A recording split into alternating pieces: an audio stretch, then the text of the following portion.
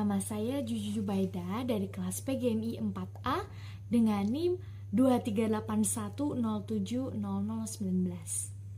Halo semuanya, kali ini kita akan membahas sesuatu yang sedikit sensitif, tetapi sangat menarik loh, yaitu teori perkembangan psikoseksual dari Sigmund Freud.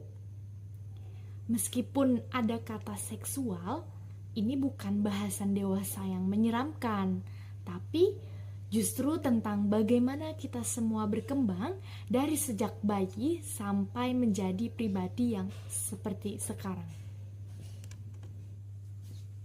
Jadi, menurut Freud, perkembangan kepribadian itu tidak terjadi secara tiba-tiba saat kita sudah dewasa, tetapi sudah dimulai sejak kita masih bayi. Katanya, sejak kecil kita sudah berurusan dengan yang namanya dorongan insting dan harus belajar untuk mengontrolnya. Nah, proses inilah yang dibagi menjadi 5 tahap.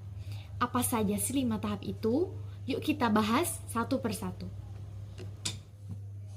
Tahap yang pertama yaitu tahap oral pada umur 0 sampai 1 tahun. Nah, pada tahap ini, bayi mendapatkan kenikmatan dari mulutnya yaitu menyusui, menghisap jempol, atau memasukkan apapun ke mulutnya. Itu hal yang biasa. Tetapi, jika pada tahap ini tidak ditangani dengan baik, misalnya terlalu lama atau terlalu cepat disapih, katanya kita bisa tumbuh menjadi orang yang doyan ngemil, merokok, atau suka ngomong terus. Jadi, siapa yang suka ngemil di sini?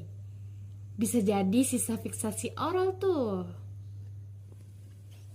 Yang ketiga yaitu tahap anal pada usia 1 sampai 3 tahun.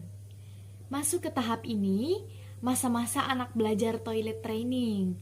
Fokusnya dikontrol untuk buang air di tempat yang benar. Nah, kalau anak dipaksa terlalu ketat, bisa jadi perfeksionis sekali nanti saat dewasa. Tetapi jika terlalu longgar, bisa jadi orangnya ceroboh atau sembarangan. Jadi, ya buang air pun ternyata bisa mempengaruhi kepribadian kita loh. Yang ketiga yaitu tahap palik pada usia 3 sampai 6 tahun.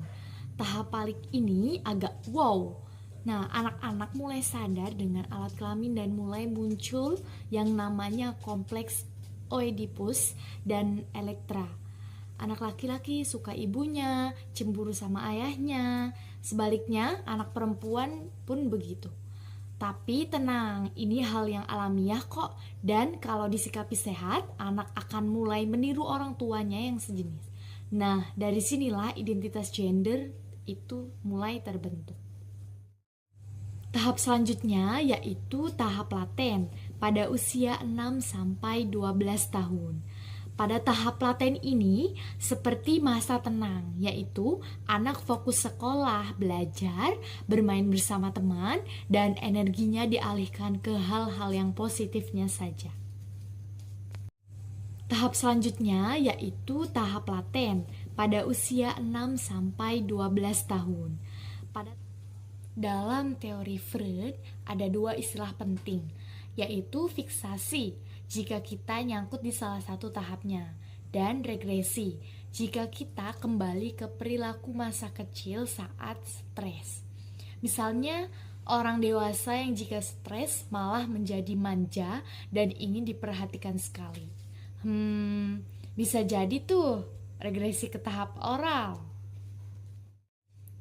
Walau teorinya terkenal, banyak juga loh yang mengkritik Freud.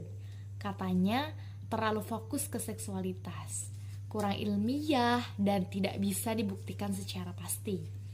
Tapi tetap saja, teori ini berpengaruh besar dalam psikologi modern. Setidaknya, Freud mengajarkan kita bahwa masa kecil itu sangat penting sekali. Nah, itu tadi perjalanan kita dari bayi sampai dewasa menurut teori Freud. Seru ya? Intinya, pengalaman masa kecil, bahkan yang kelihatannya sepele, ternyata bisa membentuk siapa kita yang sekarang. Jadi, jangan sepelekan masa kecil, dan Jangan lupa healing kalau merasa ada yang nyangkut di masa lalu. Terima kasih. Sekian yang dapat saya jelaskan. Kurang dan lebihnya mohon maaf. Wallahul muwafiq ila aqwamit thoriq. Wassalamualaikum warahmatullahi wabarakatuh.